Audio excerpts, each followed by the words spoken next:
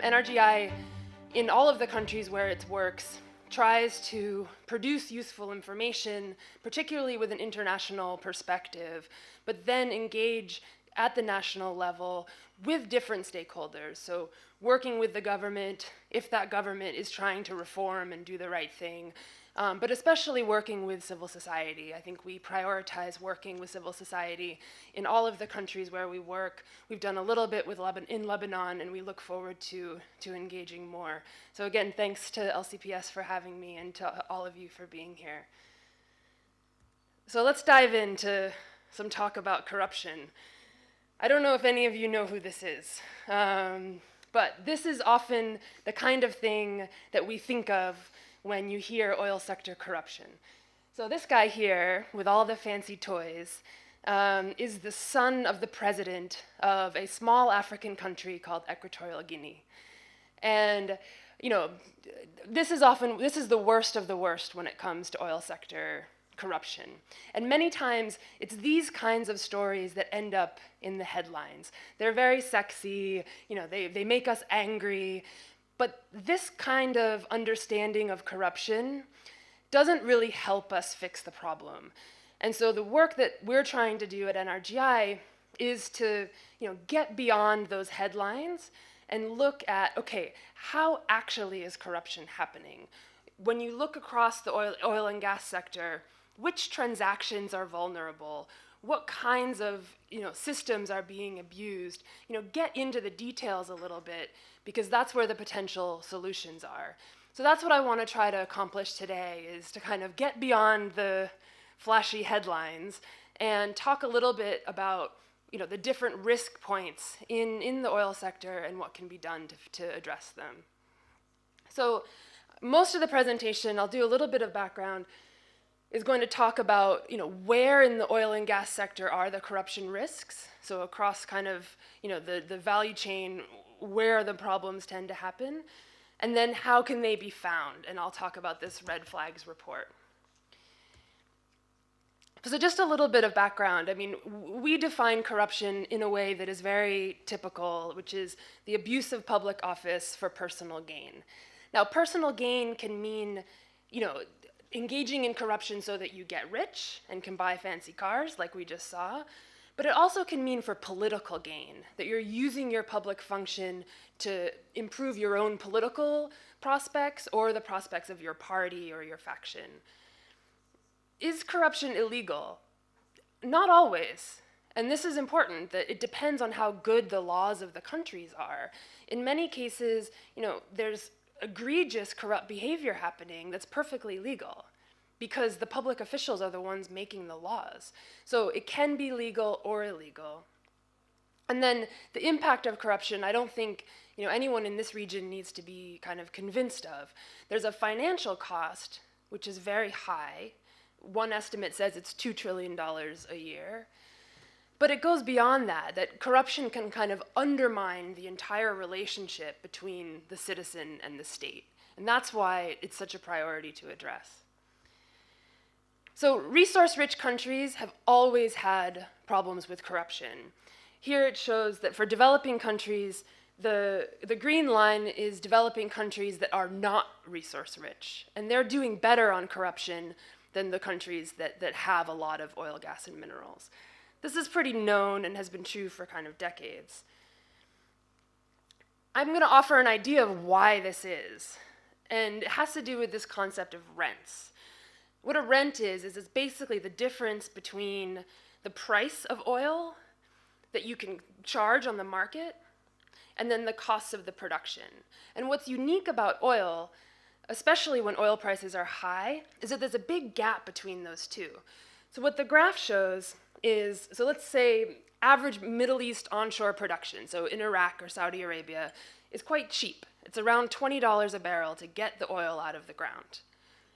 But prices are not $20 a barrel. You know, in 2012, 2013, prices were $100 a barrel. And so that $80 difference is the rent. Now prices are lower, but in a lot of countries you still have that rent. And why that's important for corruption is that basically that money's up for grabs. Like whoever can kind of position themselves most effectively, whether it's a company or a government official or a community even, they're the ones who will get that money. And that's what makes oil and gas different than agriculture or manufacturing, is that there's all this extra money up for grabs. And that creates incentives for corruption. What we also see is that even if the rent is very small, there's this reputation that there's a lot of money to be made in the oil and gas sector. And so I think even in cases where the rent is small, the kind of reputation of oil and gas means that there's still a lot of corruption. Because people assume, oh, it's an oil sector, there must be money that we can make there. There must be ways to get rich there. So to do our research, we looked at actual corruption cases, so that had happened as recently as possible, mostly over the last 10 years, some a little bit older. We looked at over 100 cases from 49 different countries, oil, gas, and mining. I mostly work on oil and gas, so most of my comments will be about that sector. We did not uncover new cases. All the research we did was from cases that, using publicly available information. So these are corruption cases that were, subject to law enforcement. So we looked at a lot of court documents, media investigations, NGO investigations. And so these are all cases that are in the public domain, but not all of them have led to convictions. So we talk about in the report, these are corruption controversies. Like we can't necessarily prove that the parties are guilty, but we still kind of use some case studies that haven't led to court verdicts. So from looking at 100 different cases, this distinction became quite clear. It's not a perfect distinction, but in general, there are kind of two categories of corruption. And I find this helpful in thinking about the types of corruption. One happens when a company is trying to gain an advantage.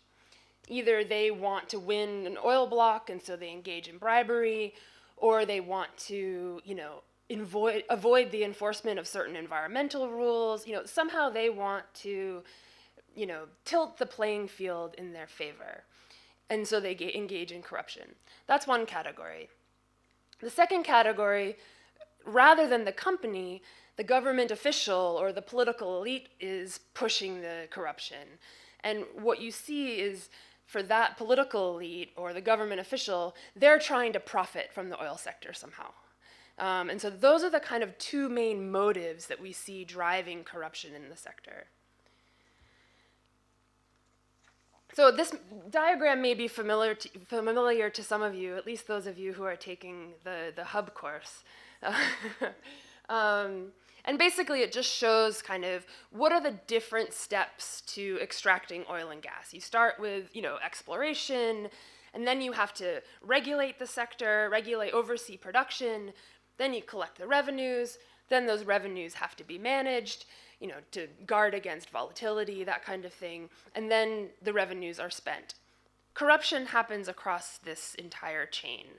And so I want to spend a little bit of time talking about 5 or 6 locations in the oil sector where corruption risks are very high.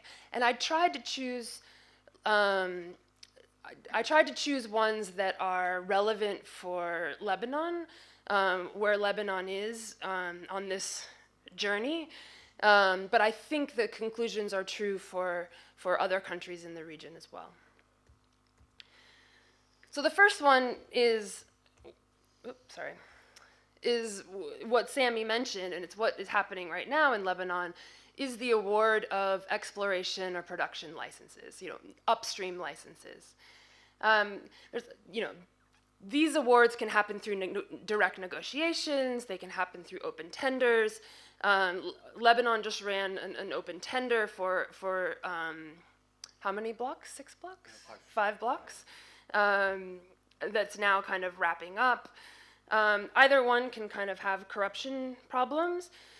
So with these exploration deals, just to mention a few ways that corruption has happened in the past. And I'm going to pick on Total and Eni a little bit in this presentation. Those are two of the companies that are in the consortium that bid for blocks in Lebanon. But I want to be clear, I'm doing this not because they're bad guys. Total and Eni and Novatek are very credible, well-established, qualified oil and gas companies. So there's no reason, nothing I'm saying should be interpreted as that they should be, that they're inappropriate or they shouldn't be here. Rather, I'm trying to emphasize that all oil and gas companies are tempted by corruption. You know, there's very few large ones that haven't had corruption scandals in the past. So even though these companies are among the biggest in the world and the most kind of famous and trusted, they also have corruption problems. So just to be clear about why I'm picking on them a bit. So bribery obviously happens in upstream awards.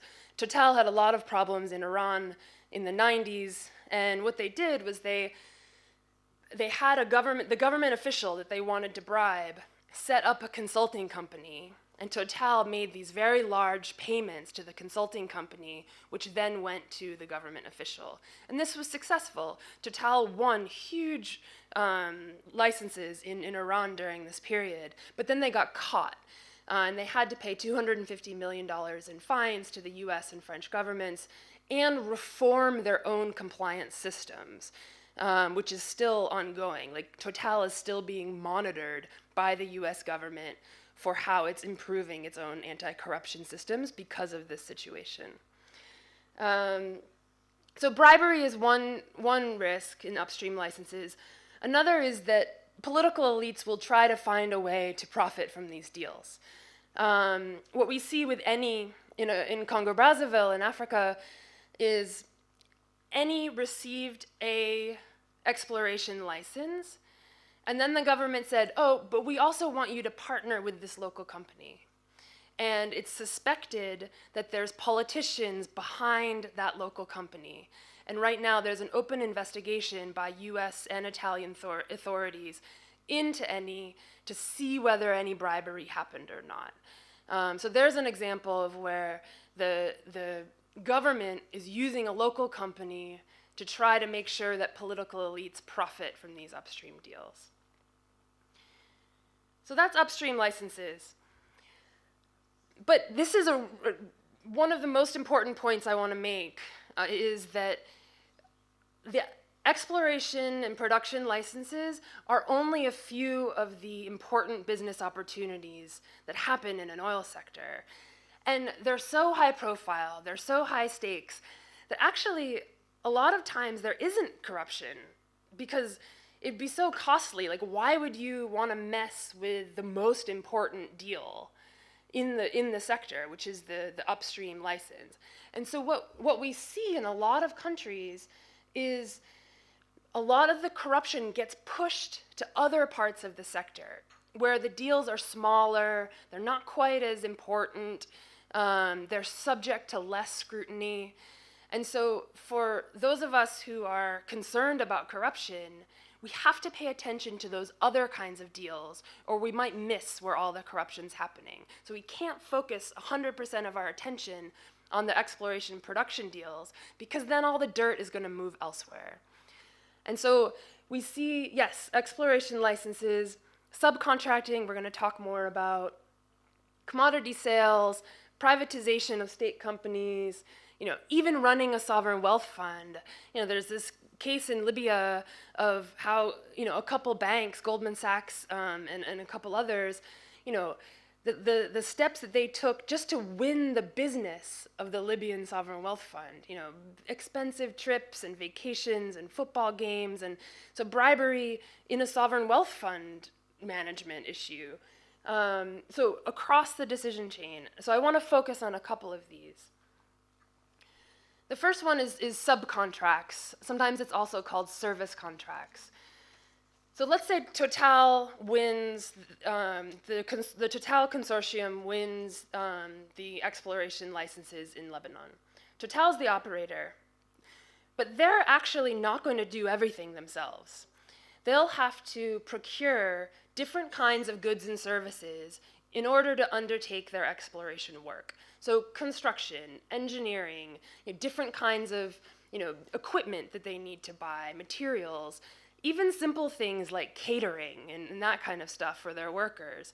So they will enter into all kinds of subcontracts, and these subcontracts are where so many corruption cases happen if you look around the world. Definitely, I think at least half of the cases we looked at happened in these subcontracting spaces. And so as soon as exploration activities start in Lebanon, there needs to be a plan for how to monitor against corruption risks in these transactions. One of the reasons that there's a lot of corruption here is due to problems with local content policies. So local content is very important. You want the local economy to benefit from the oil and gas sector. You want local businesses, and people to get jobs and businesses to get contracts. So I absolutely think that's important. But there's a long-standing record of local content policies being manipulated to serve political interests, to serve corruption interests, and so that makes the risks even higher in this place. The corruption can take a number of different forms. Collusion among the different companies and bribery is one form. Many of you may be aware of what's happened in the oil sector in Brazil over the last couple years, is that there was this huge corruption scandal involving the national oil company, and it was to do with these service contracts. So the national oil company was giving contracts to a set of Brazilian construction companies. The construction companies, they would agree in advance who was going to win the tender and what the price was going to be. So they were talking with the national oil company people before each tender. They would agree this. The contract price would be inflated, and then once the construction company was paid, they would take the money, the extra money, keep some of it, give some to the national oil company, and give some to the political parties. Once this corruption scandal was exposed, it basically brought down the Brazilian government. It was one of the motives behind the impeachment of the former president, and has led to a political crisis because hundreds of politicians have been implicated in this scheme. It all had to do with subcontracting. A bribery case, Eni, again, has been involved in a number of bribery cases around subcontracting. There's a big one in Algeria, but there have also been some in Iraq and Nigeria as well. In Algeria, they paid over $200 million in bribes in order to win $8 billion worth of oil service contracts. That's the big scale stuff. But as you could imagine, there could be lots of small scale corruption too, even who's going to win the catering contract, that kind of thing. So this is a big area to watch. National oil companies are another place where corruption seems to center. And there's a few reasons for this. One is that they have lots of money flowing through them. So if you want to engage in corruption, you should go where the money is. They're quite easy for political leaders to control. One reason is that they sit outside of normal government systems. So if the national oil company wants to spend money on something, they don't have to go through the national budget. They don't have to get parliamentary approval. They just spend the money. And so what you see in a lot of countries is that politicians will use the national oil company to move money around because it's so much easier than doing it through the budget, through the normal national spending process. Angola is a great example. The IMF a few years ago did a review of Angola's finances, and they said $27 billion in oil revenues were missing. That's a lot of money to just kind of disappear. And what happened was the $27 billion was collected by the national oil company, and it should have been transferred to the treasury. But instead, the national oil company just kept it, and the government told them what to spend it on.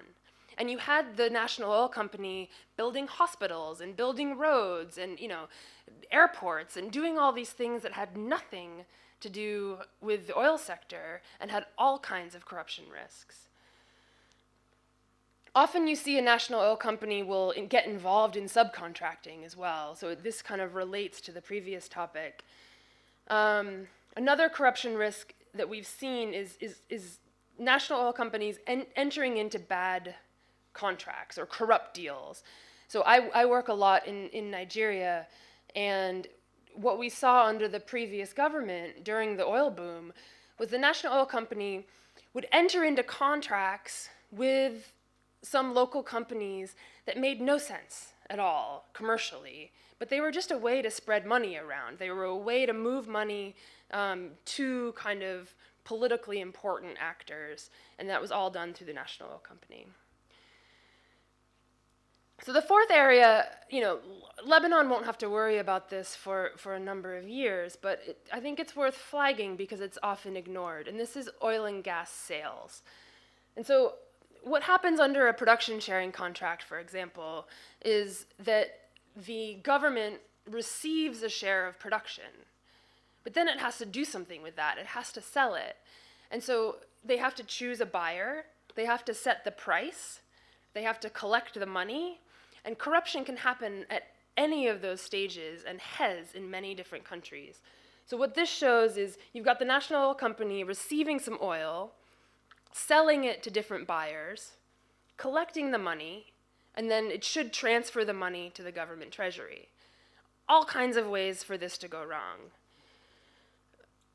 One way it's gone wrong is bribery. So the buyers, they can make a lot of money off these transactions. And so what we've seen in a number of countries is buyers, oil traders, refineries, bribing the government to make sure that they're the ones who get to buy the oil. Another thing that we've seen in Nigeria, for example, is that the national oil company will sell the oil to a fake shell company that has zero qualifications. That company will maybe keep 1% of the value and then sell it on to an actual oil trading company. So kind of inserting middlemen in order to kind of steal tiny margins on these oil sales. The next area I want to highlight is spending and borrowing, and I want to spend a little bit of time talking about this Mozambique example because I think that it's quite instructive for countries like Lebanon where the sector is very new. And there's the temptation for expectations to be very high, and for expectations to be unrealistic. That, we're going to be an oil producer, we're going to be rich, the money's going to be falling from the sky. And realistically, the amount of oil and gas offshore in Lebanon is not going to transform the country. It's significant, it's important, but the revenues are going to take a long time to come, and they're not going to be, at the level of Libya or Iraq or something like that. So managing expectations is a really important priority because sometimes governments start spending the money before it even has arrived. And what we saw in Mozambique is they discovered huge stores of natural gas offshore. None of it had been extracted yet. They were still in the explorations phase, but the government used the natural gas as kind of collateral to get $2 billion in loans that were totally corrupt. And what you saw was these state-owned companies were controlled by the intelligence and the security services, took out these $2 billion in loans, totally in secret. It violated the budget law. It had no parliamentary approval, which was required by law. And they used the money to buy maritime security equipment, so boats and that kind of thing to do patrols, as well as fishing equipment because they wanted to improve the tuna fishing industry.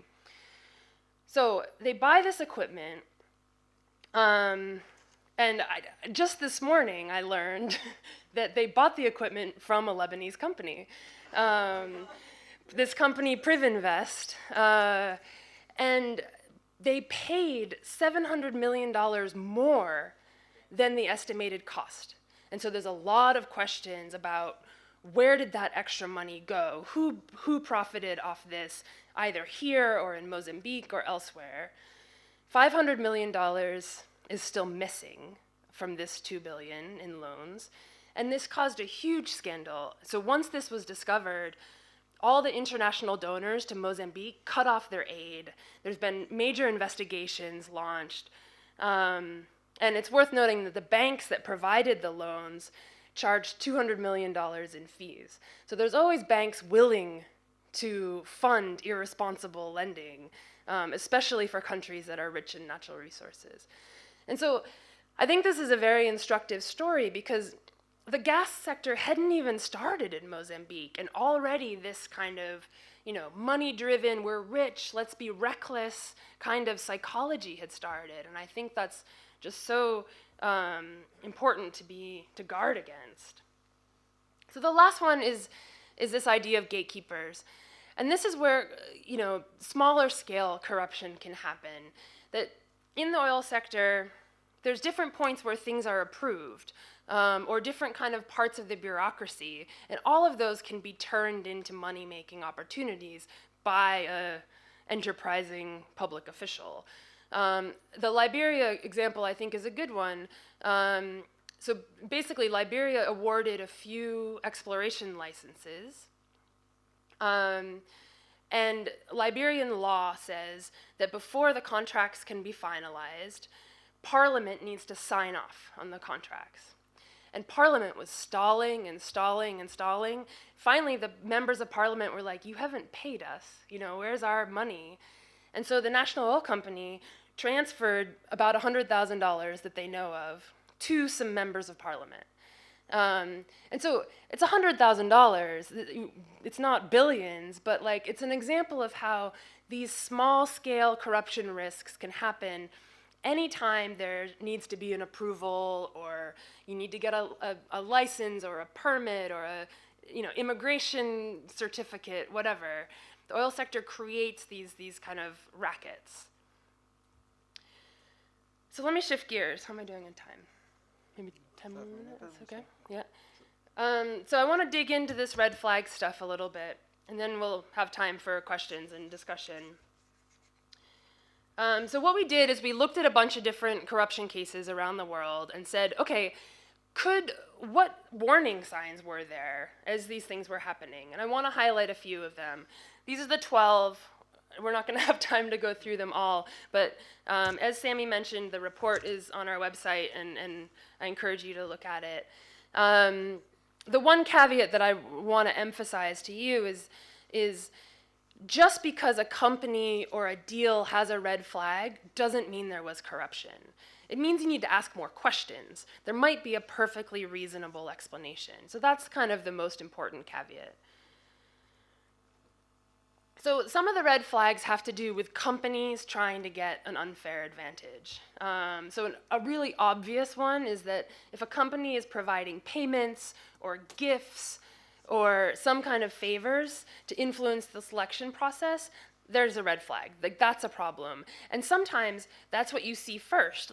You're aware of companies, whining and dining public officials. It doesn't need to be a huge bribe necessarily, but that still should raise some concern. Another way that companies seek unfair advantage is that they use a third-party intermediary to gain an advantage. So what does that mean?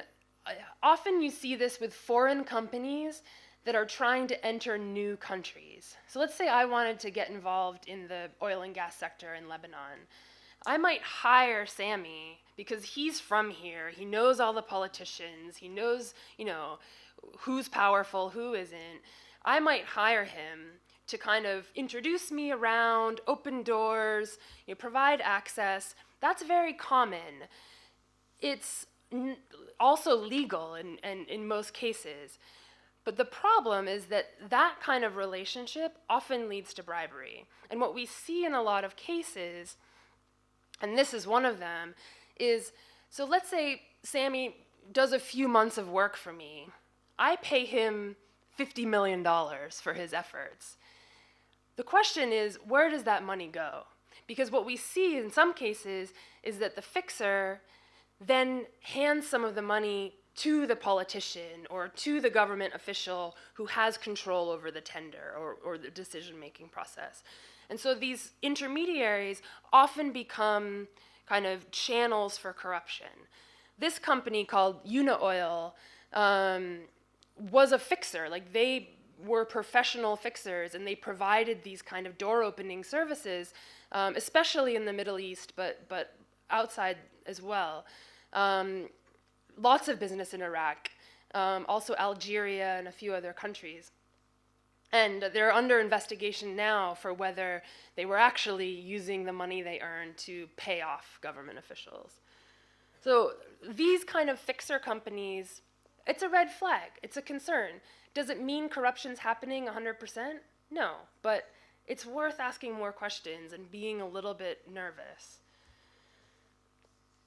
So a couple of the other red flags have to do with the inappropriate involvement of political elites. So political elites basically trying to profit off the sector. So one key red flag is that the company has signs of being controlled by a PEP. Now, what's a PEP? It's a politically exposed person. Normally, the definition is a senior government official, the family members, and the close associates. Some definitions include former government officials as well. And the beneficial ownership means like who actually owns the company and controls the company, not whose name is on the company filings or who the kind of formal shareholders are, but in reality, who's standing behind that company. And what we see as the kind of more specific warning signs of this is that if you've got a company bidding that no one has ever heard of, that you look at it, it's a company owned by another company, owned by another company, and some of those companies are based in offshore secrecy jurisdictions, so, you know, the British Virgin Islands or Luxembourg, or these places where it's very easy for companies to stay kind of anonymous. Those are warning signs. Those are also very common, so we need to be careful, but it's important for governments to find out who actually is behind this company. Here's an example from Azerbaijan. I know you can't really read it, but what happened is the government gave a gold mining license to a consortium that had 4 different members. The smallest shareholder was then owned by 3 other companies, all of which were based in Panama, which is a secrecy jurisdiction. And then those Panamanian companies were controlled by 2 of the president's daughters. And so they used these different layers of ownership to hide the fact that the president's daughters were profiting from this gold mining operation. So in some cases, the disclosure of beneficial ownership can be a really useful tool. And it's good to hear that that's already kind of under discussion in Lebanon. It's a new practice that can really help in the fight against corruption. But it can't help always. So like in the Azerbaijan example, the daughters were the beneficial owners of these companies and were listed as such. That's not always true, because a lot of political elites, they're smarter than that. And they have proxies. They have people who are loyal and who will operate on their behalf. And this is an example from Russia. You know, I've picked on Eni and Total, so I needed to also pick on the 3rd member of the consortium, which is Novatek. And Novatek is, one of the owners of Novatek is this guy, Gennady Timchenko, who's part of Putin's inner circle. He owns about, I think, 20% of Novatek. And a lot of people say that, he's basically a proxy for Putin, that Putin doesn't need to own Novatek. He has these close people who can kind of get rich on his behalf and still represent his interests. And this is true in a lot of countries. How the leader himself does not need to take those kinds of risks. Instead, he chooses which oligarchs get to become billionaires. And then if he needs money, he says, you go spend money over there, you go do this. He doesn't need to get involved himself. Okay, so that was kind of the involvement of political elites. A number of the other red flags have to do with the award process itself looking kind of sketchy. And there's a few ways this can happen. One is an official intervenes into the process. And often this happens kind of at the stage where Lebanon is right now.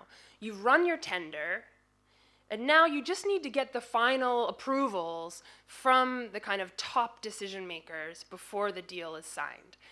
And what we've seen in some countries is, for example, the president or the minister of oil will say, congratulations, you've won the license, but actually we need you to give 10% of the shares to this local company.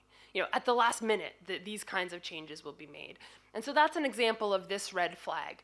Did an official kind of change the process, usually at the last minute, in a way that was unexpected? Often that means there's, a problem happening. Another red flag is that the official involved has some kind of conflict of interest. The example from Cameroon is that the Minister of Mines, his wife, held some shares in a mining company that was competing in a tender. So that's a pretty clear conflict of interest. Another one is competition is constrained in the award. So what we see here, there's a good example from Ukraine. And again, this could happen, in the future in Lebanon. So soon they will need to start procuring, drilling equipment, for example. In Ukraine, the national oil company ran a tender for an offshore rig, and it received 2 bids, so okay, not very many, but the prices were really, really high on these bids, much higher than they should have been, and it turned out that the 2 companies that bid were actually owned by the same people, and so it was like fake competition. And so when you see that, obviously there's some concern. And this relates a bit to one of the last ones I want to flag, and that's that if the deal doesn't make good business sense, it deserves more scrutiny. We need to ask more questions. And I think this is one of the most useful red flags, or it has kind of the most real-world applications. So let's say an award goes to a company that's never done that kind of work before. There's just a big case in the US right now where there was a huge hurricane that hit the island of Puerto Rico, knocked out all of its electricity, and so the electricity system needs to be rebuilt. They hired a company that had 2 employees to do this job. It was like a $300 million contract, and this tiny little company that had done nothing like this before.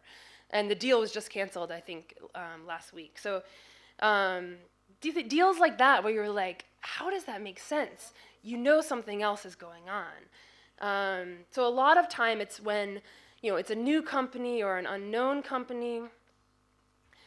This also happens when the terms of the award don't make sense. Like the price is too high, or the government's losing lots of money, or there's members of the consortium who aren't doing anything or aren't kind of bringing any value.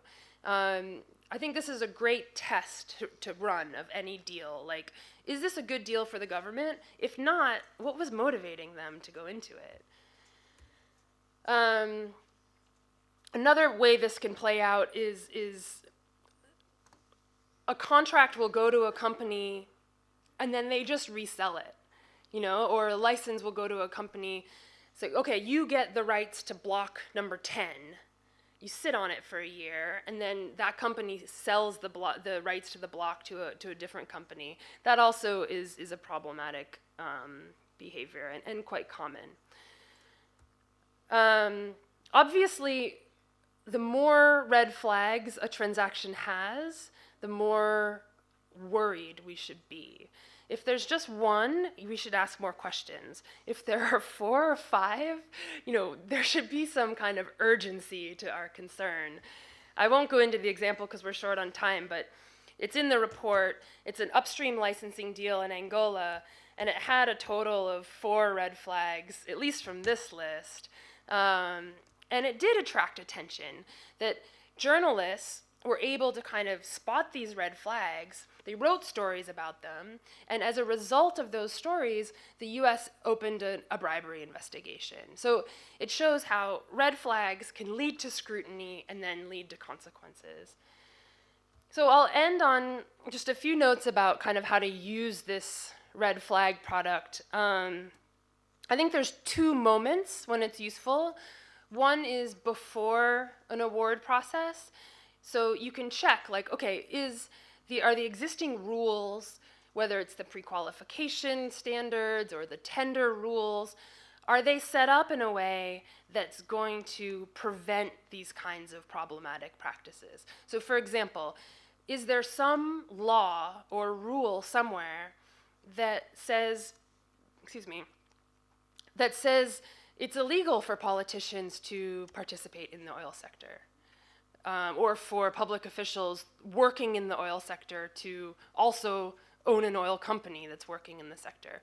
In some countries, there's no law against that kind of conflict of interest. So I think that before an award, you could go through the list and say, okay, are we prepared to guard against these kinds of problems? The second moment is after the award has happened. We've been working a little bit with Logie, Diana, who's here, and they're trying to kind of do this, is to look, okay, let's see who was pre-qualified in the licensing process, and was the process effective at weeding out the bad apples, or were there some problematic companies that kind of got in? And so that's the other moment, is once the award has happened, doing a kind of ex post review of whether, there are things we need to worry about. Journalists, NGOs, members of parliament, even government officials could be doing these kinds of reviews. And again, the presence of a red flag shouldn't, lead to headlines of like corruption discovered in the oil sector, but rather it's a place to kind of ask more questions.